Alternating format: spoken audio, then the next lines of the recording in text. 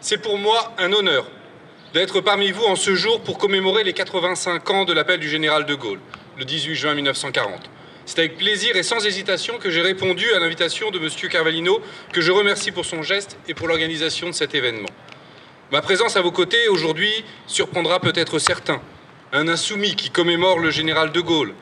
D'aucuns seraient tentés d'y voir au pire une provocation, à tout le moins un paradoxe. De fait, un fossé sépare la figure de Gaulle de nous insoumis. Nul ne l'ignore. Nous nous opposons résolument à la famille politique de la droite qui se revendique de l'héritage gaulliste. Et plus profondément, nous sommes issus d'une filiation historique et d'une tradition politique tout à fait différente, pour ne pas dire diamétralement opposée à celle de l'homme du 18 juin. Il plonge ses racines dans un milieu traditionnaliste, empreint de monarchisme, de catholicisme social, d'une mystique patriotique. De notre côté, nous nous voulons les héritiers des luttes du mouvement ouvrier et des principes socialistes et internationalistes, de l'idéal émancipateur longtemps porté par la gauche. Nous réprouvons fermement de larges pans de ce qui fut la pratique politique et de l'exercice du pouvoir de Gaulle, chef de parti, puis président de la République. Un pouvoir qui fut souvent personnel et plébiscitaire, parfois autoritaire et technocratique, peu soucieux du pluralisme et du débat parlementaire que de Gaulle qualifiait de pagaille. Un pouvoir qui n'hésita pas à s'opposer frontalement à l'un des plus grands mouvements sociaux de l'histoire de notre pays en mai 68, qu'il balayait d'un revers de la main en le taxant de chienlit. Enfin, nous rejetons fondamentalement le régime politique qu'il a fondé, celui de la Ve République, cette monarchie présidentielle que François Mitterrand qualifiait justement de coup d'État permanent. En finir avec cette monarchie présidentielle constitue d'ailleurs le cœur de notre programme. Nous sommes convaincus que les institutions de 1958, taillées sur mesure pour un général né en 1890 et pour une France où moins de 10% des foyers étaient reliés au téléphone, sont aujourd'hui obsolètes. Qu'elles ne correspondent plus ni à la société d'aujourd'hui, ni aux défis démocratiques, sociaux et écologiques de demain. Qu'elles étouffent les aspirations populaires et encouragent aujourd'hui la division et l'instabilité, et que notre pays ne pourra retrouver le chemin de la concorde et du progrès qu'à travers la convocation d'une assemblée constituante, à travers le passage à une 6e République où le peuple reprendra le pouvoir pour l'exercer lui-même. En somme, et je ne vous apprends rien, nous les insoumis, nous ne sommes pas gaullistes. Et pourtant, nous n'avons aucune réserve à commémorer l'appel du 18 juin 1940, aucune réserve à témoigner notre respect pour la mémoire de l'homme qui le prononça. Car l'appel et l'homme du 18 juin n'appartiennent pas à un camp politique. Ils appartiennent au patrimoine mémoriel commun de notre peuple. Quand il prononce l'appel du 18 juin, de Gaulle incarne la fidélité à la République et à la patrie, contre tous ceux qui se sont engagés dans la voie de la trahison.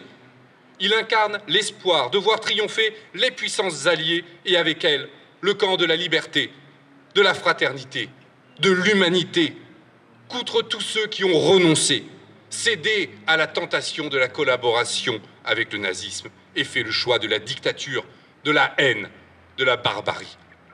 Il incarne l'indépendance et l'honneur de la France, contre tous ceux qui ont fait le choix de l'asservissement politique et de la déchéance morale. Il devient un symbole dans lequel tout Français, et plus largement tout homme et toute femme attachés aux principes républicains de liberté, d'égalité et de fraternité peuvent se reconnaître. Le geste du 18 juin est d'autant plus inouï que rien ne prédisposait de Gaulle à devenir ce symbole. Rappelons-le, l'homme qui parle le 18 juin n'est qu'un ancien sous-secrétaire d'État dans le gouvernement de Paul Reynaud qui a démissionné le 16. Il n'est qu'un général sans troupes d'une armée qui venait de connaître l'exode. Il n'est, pourrait-on dire, qu'un aventurier sans mission officielle du gouvernement français et sans soutien réel de son allié britannique qui ne l'autorise qu'au dernier moment à prononcer son discours sur les ondes. Mais il trouve en lui-même la force de refuser l'occupation du sol français par l'armée allemande et la soumission du gouvernement et du peuple français au joug nazi. Et même d'affirmer, à l'heure la plus sombre de l'histoire, que la victoire est possible et qu'elle adviendra. Peu nombreux sont les Françaises et les Français qui ont entendu l'appel de Gaulle ce 18 juin 1940. Les historiens l'ont depuis longtemps démontré. Ce n'est pas sa voix seule qui a fait se lever la résistance. Il a fallu un chemin long, tortueux, pour que ces forces grandissent et s'unifient à l'intérieur comme à l'extérieur. Des épreuves répétées, douloureuses, avant que les Alliés reconnaissent enfin la légitimité de Gaulle. Des années sombres, violentes, avant que l'occupation prenne fin et que la libération vienne. Des hommes et des femmes venus du peuple tout entier y ont prêté leur concours. Les résistants issus de la gauche socialiste et communiste ne furent pas les derniers. Les Outre-mer et l'Empire, comme on disait alors, y ont joué un rôle décisif. Il faut leur rendre un hommage d'autant plus appuyé que ce rôle a trop longtemps été occulté, minoré, dans une vision toute empreinte de racisme colonial. La résistance et la libération furent une lutte collective. L'histoire n'est pas le produit de la seule volonté des grands hommes détachés des forces sociales. Mais il reste, ce 18 juin 1940, quelque chose de singulier et d'héroïque dans la figure de De Gaulle. Il agit en visionnaire du point de vue géopolitique, car il comprend, avant beaucoup d'autres, que la guerre est mondiale et qu'elle mobilisera bientôt toute la puissance industrielle des États-Unis qui conduira tôt ou tard à la défaite des pays de l'Axe. Il accomplit un acte salvateur du point de vue moral, car même s'il est alors isolé, c'est grâce à lui que le gouvernement français ne se confond pas avec Vichy, que la République continue à vivre à Londres, que la France n'est pas tout entière entachée par l'opprobre de la collaboration. Et ce faisant, il accomplit un geste décisif du point de vue politique qui permettra à la France de préserver sa légitimité, son indépendance, de s'asseoir à la table des vainqueurs et de renaître des décombres de la guerre. Tel est le legs extraordinaire que l'appel du 18 juin 1940 du général de Gaulle a laissé au peuple français. Un legs qu'il se doit de toujours préserver et chérir, même s'il ne se reconnaît pas dans le parcours et l'action de De Gaulle, homme politique, et du président de la République après 1945. Il y a cependant d'autres leçons que nous pouvons tirer aujourd'hui de cette action et d'autres parties de son héritage qu'il nous revient de préserver. J'ai dit en commençant mon propos tout ce qui nous sépare en tant qu'insoumis. Permettez-moi de conclure en évoquant ici tout ce qui nous en rapproche. Et d'ailleurs, peut-être davantage que beaucoup de celles et ceux qui se disent aujourd'hui gaullistes. De Gaulle ne fut jamais aveugle à la question sociale, ni indifférent au souci du juste partage des richesses. À la Libération, il est partie prenante à l'application du programme du Conseil national de la Résistance, même si le Parti communiste français et plus largement le mouvement social en sont la force motrice. Dans ses mémoires, il écrit sur la condition ouvrière, je cite, « Il n'y a pas de progrès véritable si ceux qui le font de leurs mains ne doivent pas y trouver leur compte. » Et exprime la volonté que disparaisse l'angoisse aussi ancienne que l'espèce humaine, que la maladie, l'accident, la vieillesse, le chômage faisaient peser sur les laborieux. Bien entendu, son approche diffère de la nôtre. Le mythe de la participation dans les entreprises tant vanté mais jamais réalisé. On mesure cependant tout ce qui sépare cet homme de la droite actuelle dans toutes ses nuances macronistes ou républicaines. Une droite dont l'ambition se résume trop souvent à vouloir détruire toute forme de protection sociale en pensant, ce faisant, c'est Gérald Darmanin qui le disait il y a quelques jours, forcer les gens à aller travailler, et si possible, pour un salaire aussi bas que possible. De Gaulle fut animé par la conviction de la centralité du rôle de l'État pour réguler et planifier l'activité économique. Après 1945, c'est lui qui met en place le commissariat général au plan pour diriger la reconstruction.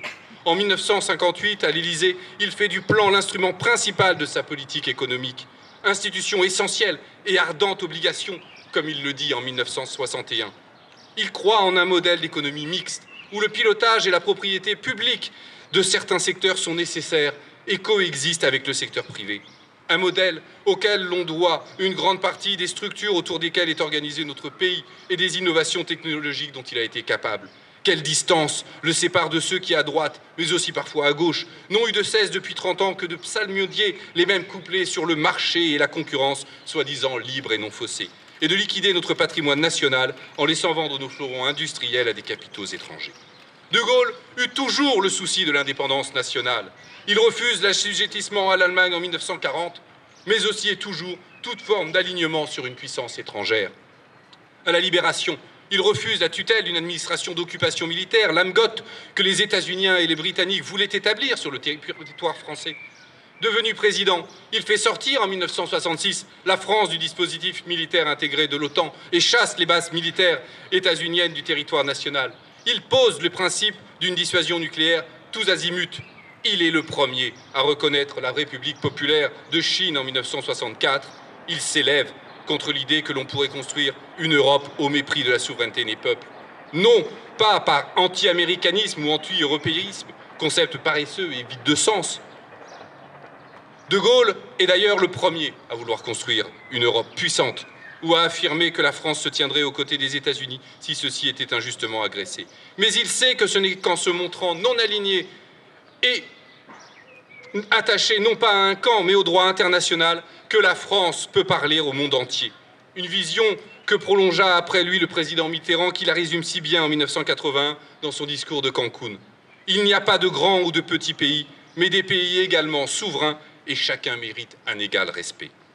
Appliquons à tous la même règle, le même droit, non-ingérence, libre détermination des peuples, solution pacifique des conflits, nouvel ordre international. Combien cette vision contraste avec celle des 3 derniers présidents français, Sarkozy, Hollande, Macron, qui ont opéré un réalignement atlantiste du pays. Combien elle paraît actuelle, à l'heure où nos gouvernements discréditent notre pays aux yeux du monde en restant silencieux face aux crimes contre l'humanité commis par Benyamin Netanyahou à Gaza et en allant jusqu'à cautionner l'agression qu'il a perpétrée contre l'Iran au mépris du droit, risquant de déstabiliser la région et le monde. Ces fils directeurs de la pensée et de l'action de De Gaulle convergent vers l'idée d'une ambition et d'une voix particulière de la France, une certaine idée de la France, selon la célèbre formule qu'il emploie au début de ses mémoires de guerre. Une France libre, qui a la vocation d'accomplir autre chose que de seulement se contenter d'accepter l'ordre du monde tel qu'il est, d'embrasser sans réserve un capitalisme dérégulé et de s'aligner sur l'hégémonie des États-Unis. C'est ce qui a toujours distingué De Gaulle d'une certaine classe dirigeante française, de droite comme de gauche, prompte au renoncement et à l'alignement sur les vents dominants. C'est cet état d'esprit qui nous relie à lui et au moment du 18 juin 1940. Un état d'esprit qui est plus que jamais actuel, plus que jamais nécessaire aujourd'hui, après 30 ans où nos dirigeants successifs n'ont fait qu'abandonner toute ambition et liquider l'héritage gaullien. Bien entendu, nous n'avons pas toujours et en tout point la même idée de la France que De Gaulle. Nous critiquons ses erreurs, ses points aveugles, ses aspects obsolètes. Mais à notre modeste place, nous voulons avoir la même ambition. Il le faut plus que jamais aujourd'hui. Notre pays connaît une crise de régime qui nous impose de tout rebâtir. L'ordre international vacille sous le coup des régimes autoritaires et belliqueux. Le changement climatique pose une question existentielle à l'humanité. Si la situation est différente de celle du 18 juin 1940, les défis auxquels nous faisons face ne sont, eux, pas moindres. Alors, comme De Gaulle fut un insoumis le 18 juin 1940, efforçons-nous aujourd'hui d'être toujours des Français libres.